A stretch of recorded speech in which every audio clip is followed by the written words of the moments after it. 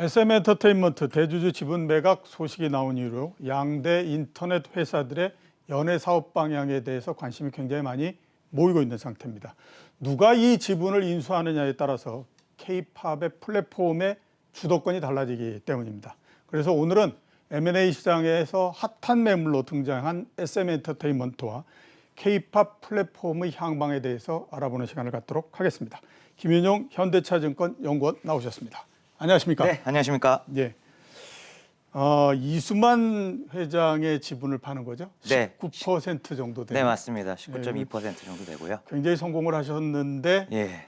이제 큰 데도 나오고 그러니까 그렇죠. 조금 이제 또 나이 연세도 많이 들고 예, 그래서 맞습니다. 조금 아마 이제 예. 정리를 좀 하겠다라고 생각을 하시는 모양입니다. 뭐 일단 뭐 결과적으로 지금 이제 매물로 나온 부분에 대해서 부인 공시가 아니라 이제 미확정 공시가 미확정 공시요. 나왔기 때문에 예. 딜은 이제 진행이 되고 있는 예, 상태로 예. 시장에서 받아들여질 수 있는 그런 예. 상황입니다. 예, 이렇게 되면 네이버 지금 카카오 양쪽이 전부 다 이제 그 여기에 상당히 관심을 갖고 있는데 네네. 이쪽 중에서 어느 쪽이 하느냐에 따라서 상당히 좀 달라질 가능성이 있다 이런 생각이 들거든요. 예. 예. 우선 카카오가 이걸 갖고 가면 어떤 그림이 나오게 됩니까? 일단은 지금 카카오는 자체적으로 전체 컨텐츠 비즈니스 안에서 예. 35% 비중, 작지 않은 비중이 이 음악 관련 사업이고요. 예. 이 안에서 이제 잘 아시는 멜론 같은 음원 플랫폼, 예. 음원 유통 쪽도 있지만 예. 세 개의 기획사를 직접 인수해서 운영을 하고 있습니다. 예. 그러니까 이미 SM 같은 비즈니스가 그 정도 크기는 아니지만 3개 정도의 자회사를 두고 있고요. 예. 현재 시장 점유율이 5%밖에 안 되지만 만약 예. SM을 인수한다면 25% 시장 점유율의 확고한 2위 사업자로 단숨에 뛰어오르는 효과가 있습니다. 예. 그래서 첫 번째로 일단 5%에서 25% 사업자가 된다. 이게 큰 효과고 두 번째로는 자체 K-팝 플랫폼이 카카오 입장에서 없는 상황이다 보니 현재는 이제 NC소프트 유니버스하고 일정 부분 협업을 하고 있는 구조인데요. 이 경우도 마찬가지로 지금 유니버스가 위버스 대비 시장 점유율이 한 3분의 1 수준으로 아직은 미미한 상황이다 보니 예. 이 SM 아티스트들을 이제 SM을 인수를 만약에 하게 된다면 이쪽 아티스트들이 유니버스에 입점할 가능성이 높아지게 되고 예. 그렇게 되면은 이제 유니버스와 위버스 간의 대결도 조금 더 이제 격차가 많이 줄어드는 그런 아주 재밌는 그림이 될 것 같습니다. 예. 유니버스, 위버스 말씀하셨는데 이제 유니버스는 네. 그 카카오 계열. 맞습니다. NC소프트가 이제 직접 보유하고 있는 지금 서비스고요. 예. 카카오는 지분 관계는 없습니다. 예. 다만 이제 4월부터 멜론 계정과 유니버스 계정을 연동시키는 그런 정도 수준의 협업을 시작한 상황입니다. 예. 그리고 위버스는 네이버 쪽입니다. 예, 합작 투자 범인입니다. 예, 51대 49로 예. 거의 공동 투자를 한 상태라고 보시면 될 것 같습니다. 예. 네. 양쪽이 지금 팽팽히 맞서고 있는 상태인데 그리고 앞에서 그 시장 점유율 5% 말씀하셨지 않습니까? 네. 그게 음반 판매 관련한 부분이에요. 네, 맞습니다. 음반 판매량 기준으로 5% 정도 되고요. 예. 음원까지 합해서 본다면은 그 숫자보다는 조금 더 높은데 조금 더 높고. 예, 한 뭐 7에서 8% 정도 수준 음. 정도의 시장 점유율을 가져가고 있다. 이렇게 예. 보시면 될 것 거기에다가 같습니다. 만약에 SM 엔터테인먼트를 인수하게 되면 네. SM 엔터테인먼트의 음반 그 점유율이? 20%. 네, 맞습니다. 이걸 합쳐서 25%가 된다. 그렇습니다. 예, 이렇게 이제 말씀을 해주신 거고요. 네. 자, 그러면 네이버 쪽은 또 어떻습니까? 일단 네이버의 경우에는 방금 말씀하셨던 이제 위버스라는 부분을 통해서 간접적으로 이제 K-팝 사업에 진출을 해 있는 상태고요. 예. 직접적으로 이제 연예기획사를 인수한 상황은 아닙니다. 예. 다만 이제 네이버의 경우에는 위버스 그리고 또 메타버스형 K-팝 이벤트를 독식하고 있는 이제 제페토라는 플랫폼이 있고 예. 그리고 이제 SM에 작년도에 SM 계열회사 쪽으로 1,000억 정도 이제 지분 투자를 해둔 부분이 있습니다. 예. 그러다 보니까 이례적으로 또 어떤 직접 인수도 가능성이 없지 않다. 그래서 모회사, 그러니까 자회사에 1,000억을 투자한 상태이기 때문에 모회사를 인수했을 때 시너지도 우리가 기대해 볼 수가 있고 또 여러 가지 위버스나 제페토 같은 K-팝 관련된 플랫폼들이 네이버 자체적으로 이미 보유를 하고 있기 때문에 이제는 직접 인수를 통해서 조금 더 K-팝 안에서의 영역을 조금 더 수직 계열화를 강화하는 방향으로 예. 의사결정을 할 수도 있을 것 같습니다. 예. 수직 계열화를 보다 더 강화하는 쪽으로. 네. 양쪽 모두 다가 지금 연예 사업, 이 그 엔터테인먼트 사업에 대해서 네. 굉장히 지금 중점을 많이 두고 맞습니다. 있는 상태네요. 예, 인수의 니즈는 충분한 것으로 양사 모두 충분한 것으로 보여집니다. 이렇게 양사 모두 다가 여기에 굉장히 몰입을 하는 이유가 뭔가 이게 앞으로 굉장히 성장을 크게 할 거다.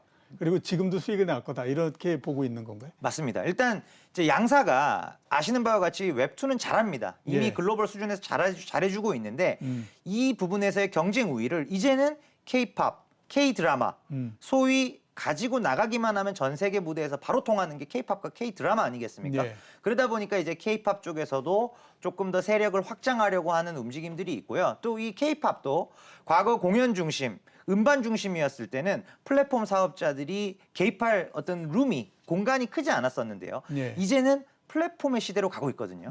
K-팝 자체가 플랫폼의 시대로 넘어가고 있다 보니까 예. 그건 우리가 잘할 수 있는데 그래서 네이버랑 카카오가 진출을 공격적으로 하는 부분이라고 보시면 될 것 같습니다. 예, 저 플랫폼 쪽으로 넘어가고 있다라고 네. 말씀을 해주셨기 때문에 일단 플랫폼서부터 한번 좀 여쭤보도록 하겠습니다. 네. 그 동안에 이제 K-팝이 보면 공연이 한 파트가 있을 거고, 맞습니다. 그 다음에 또 음반이 한 파트가 있을 거고, 네.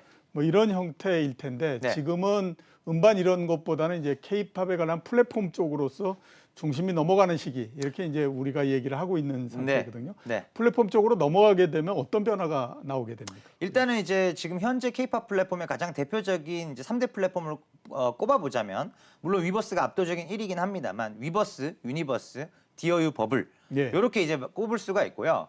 이런 플랫폼들이 확산이 됐을 때 나타나는 변화는 기존에는 우리가 뭐 팬클럽 가입, 그 다음에 음반의 구입 각각을 다 다른 데서 했습니다. 예. 뭐 콘서트 티켓팅, 그 다음에 굿즈 구매 네 군데가 다 다른 곳에서 했던 게 머릿속에서 떠오르실 거예요. 예, 그렇죠. 그리고 예, 심지어 좋아하는 아티스트들이 나오는 영화나 다큐멘터리 같은 그런 콘텐츠의 구매 또는 어떤 방송을 시청하는 부분 이런 게 다 다른 데서 이루어졌거든요. 예. 근데 이제는 이 모든 제가 지금 말씀드렸던 활동들이 위버스 안에서 다 가능합니다. 아, 예, 예. 그러다 보니까 이제 올인원 플랫폼의 개념으로 K-팝 액티비티와 관련된 모든 것들을 하나의 플랫폼으로 내재화시키는 그림인 거죠. 예, 예, 그러다 예. 보니까 기획사 입장에서는 바깥으로 새는 마진들을 다 내재화하는 부분들이기 때문에 수익성이 좋아지고요.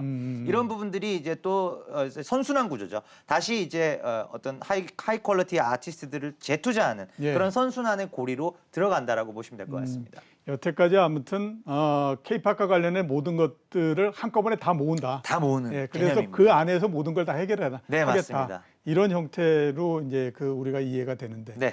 제가 생각하기에는 지금 이게 처음은 아닐 것 같고 네네. 이미 그런 시도를 좀 하지 않았을까라는 생각이 들거든요. 네네. 그래서 지금 이미 나와 있는 것들도 있고 할 텐데 네. 그걸 한번 비교 분석해서 네. 전망을 한번 좀 말씀해 주시죠. 일단은 과거에도 이제 네이버가 직접 운영했던 브이라이브라는 이제 팬덤 예. 팬덤 경제 관련된 그런 플랫폼들이 오래전부터 존재해 왔었고요.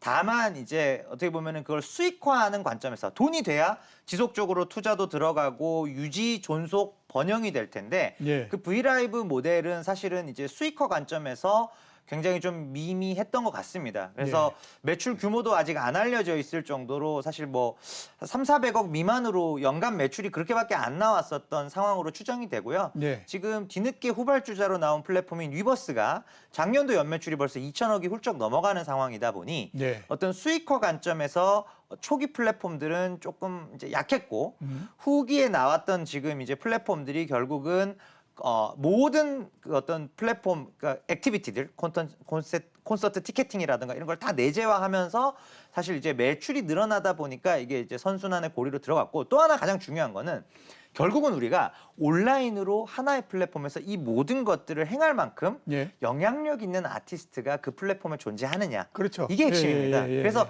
브이라이브는 아쉽지만 이제 방탄소년단이 없었던 상황이었고요. 위버스에는 방탄소년단이 입점을 해 있는 상황이다 보니 네. 처음에 어떤 그 활성 이용자 수라고 하죠. MAU를 끌어모았던 것의 대부분은 사실은 방탄소년단이었거든요. 예. 그게 이제 여기 위버스에 들어가 보니 방탄소년단 외에도 세븐틴도 있고 뭐 여자친구도 있고 뭐 이러다 보니까 이제 그게 이제 좀 스노우볼 이펙트, 이제 눈덩이 효과가 발생하면서 예. 이제 매출이 이제 기하급수적으로 증가하는 단계에 돌입을 했습니다. 그러면 나중에 되면 네. 여러 소속사에 있는 그 가수들이 네. 전부 다 한 군데의 그 K-팝 플랫폼으로서 모일 수가 있을까요? 그렇게 되려면 네네. 제가 그냥 생각해도 여러 그 기획사들이 일정하게 어느 정도씩의 돈을 내서 네네. 공동의 회사를 그 플랫폼을 하나 만든다면 그게 가능하지만 네. 그렇지 않으면 지금처럼 이렇게 잘려지고 저렇게 잘려지고 이런 형태가 될 것 같은데. 근데 이제 일단 실제로는 이 플랫폼 쪽은 아무래도 선점 효과가 워낙 크다 보니까 예. 위버스 쪽에 사람들이 몰려가기 시작하면은 군소 기획사들도 예. 자체 플랫폼을 만드는 것보다는 이미 활성화돼 있는 플랫폼에 입점하는 게 그렇겠죠. 훨씬 유리합니다. 아, 그러다 예. 보니 지금 위버스 진영에 하이브 계열의 소속사들과 이제 이타카 홀딩스 인수한 해외 레이블 쪽에서도 아티스트들이 유입이 되겠지만 예. 실제로 이제 YG나 그다음에 뭐 JYP SM 쪽은 아직은 이렇다 할 움직임은 없습니다만 네이버 하이브 진영에 속해 있는 것으로 추정되는 그런 기획사 쪽은 다 이쪽으로 넘어오고 있고요. 예. 반대로 또 유니버스 쪽은 보시면 카카오와의 어떤 협업을 통해서 이제 이루어진 상태다 보니까 또 NC소프트가 CJ 계열하고도 또 합작 법인을 추진하고 있다는 뉴스가 이미 나온 바 있고요. 그러다 예. 보니까 CJ ENM에 소속된 아티스트들 그리고 카카오 계열에 소속된 아티스트들 그 외에 군소 기획사들이 상당 부분 또 유니버스에 입점을 하고 있는 상황입니다. 그래서 예. 요 양대 플랫폼으로 쭉 이제 합산이 되는 그림이고 예. 그리고 이제 디어유 버블 같은 경우에는 이 둘과는 완전 다른 성격이기 때문에 이쪽은 이쪽대로 메시지 플랫폼 쪽은 사실은 한 13개의 기획사들이 다 이쪽으로 모였어요. 예. 예. 그래서 메시징을 할 거면 이쪽으로 가고 그게 아니라 말씀드렸던 일련의 활동들을 내재화하는 그림으로 간다면 양대 플랫폼 중에 하나를 선택해서 가는 그런 구조로 가고 있습니다. 현재까지의 세상은 천하 삼분지계의 형태. 그런 형태입니다. 예, 그렇게 지금 돼 있다 이렇게 네네. 보이네요. 네. 제페토에 대해서 한번 좀 여쭤보도록 네. 하겠습니다. 그 네이버의 메타버스 플랫폼인데 네. 그동안의 K-팝 이벤트를 독점하다시피 네. 하는 구조로서 가고 있다 이렇게 네. 말씀을 하셨는데 네. 제페토는 어떻게 지금 돼 있습니까? 일단 제페토 같은 경우에는 이제 K-팝 이벤트뿐만 아니라 지금 메타버스가 일반적으로 가져오고 있는 뭐 온라인 광고 쪽이나 예. 유통 시장, 패션 시장 이런 쪽에서 상당히 많은 변화를 일으키고 있고요. 예. 이 K-팝 쪽도 지금 이제 블랙핑크 팬사인회나 있지 뭐 잘 아시는 이제 걸그룹이죠. 있지의 팬미팅 같은 것들을 메타버스 안에서 이미 개최해본 경험이 있습니다. 그러다 보니까 향후에 이제 코로나가 종식이 된다고 하더라도 오프라인 콘서트 그리고 온라인 어떤 실사 콘서트 부분 그리고 또 하나 메타버스형 콘서트가 이 세 개가 공존하는 형태가 될 거고요. 플랫폼의 선점 효과를 생각해 본다면 이 메타버스형 K-팝 이벤트들은 제페토가 다 지금도 그랬지만 앞으로도 독식하는 구조로 갈 것 같습니다. 아, 제페토가 독식하는 구조로서 간다. 네. 예, 알겠습니다. 자, 그러면 K-팝 관련주 네. 한번 좀 여쭤보도록 하겠습니다. 그동안 주가가 그래도 어떻게 움직였는지, 네. 그다음에 하반기를 포함해서 전망이 어떤지 좀 말씀해 주시겠습니까? 네, 일단 이제 최근 한 달 정도의 주가 흐름을 보시면 아무래도 이제 M&A 이슈가 발발한 SM이 이제 가장 주가 상승률이 좋았고요. 예. 그리고 이제 하이브나 YG처럼 이제 글로벌 아티스트들을 보유한 기획사들도 점진적이나마 우상향 추세를 보여왔습니다. 그래서 네. 지금 주가는 연초 대비 계속적으로 상승 추세 안에 있고요. 이런 그림들이 하반기 전망을 봤을 때 2분기 실적이 나오는 7월 중하순까지는 최소한 유지된다라는 예. 부분입니다. 2분기 음반 판매량이 너무나도 좋기 때문에 그러하고요. 다만 이제 그 제가 말씀드린 타임라인에 가셔서 하나 냉정하게 판단을 하셔야 되는 부분은 오프라인 공연이 재개가 되거나 또는 재개 일정이 확정이 된다면 예. 그러면은 주가는 더 갈 거고요. 예, 그렇겠죠. 근데 만약에 연말까지 조금 내심 백신 접종률도 올라오고 해서 내심 기대를 했는데 연말까지 오프라인 공연은 잡힌 게 없다. 예. 그러면 아마 그때 주가는 조금 조정을 받지 않을까. 예, 그렇게 보고 있습니다. 일단 뭐 그런 불확실한 변수는 있지만 현재는 꾸준히 주가는 조금씩 올라가고 맞습니다. 7월 중하순까지는 좋다. 이렇게 있다. 말씀드릴 수가 알겠습니다. 있겠습니다. 그리고 탑픽을 좀 꼽아 주시죠. 일단 이제 아까 이제 서두에 말씀드렸던 것처럼 2분기 음반 판매량이 예. 역사적 고점을 뚫고 올라오는 기업들이 지금 하이브랑 SM입니다. 예, 하이브 SM. 예, 그래서 하이브는 이번 2분기 때 분기에만 600만 장이 넘는 판매고가 예상이 되고요. 예. 그리고 SM이 이제 역사상 최대치를 아주 강하게 돌파를 하게 되는데 예. 2분기 때 450만 장이 예상이 됩니다. 그래서 이 두 개 기획사들의 소위 말해 대표 선수죠. 그래서 세븐틴, 투마로우 바이 투게더, NCT, 엑소 그리고 방탄소년단은 이제 물리적 음반은 아니지만 이제 버터라는 이제 디지털 싱글로 또 컴백을 했기 때문에 예. 대표 선수들이 2분기 때 다 컴백을 했어요. 그러다 보니까 이 하이브와 SM 위주로 2분기 실제적인 판매량, 그다음에 실적 부분들 반등이 강하게 예상이 되고 있어서 이 두 종목이 좋아 보입니다. 예, 하이브하고 그다음에 SM, 네. 이렇게 추천을 해주셨고요.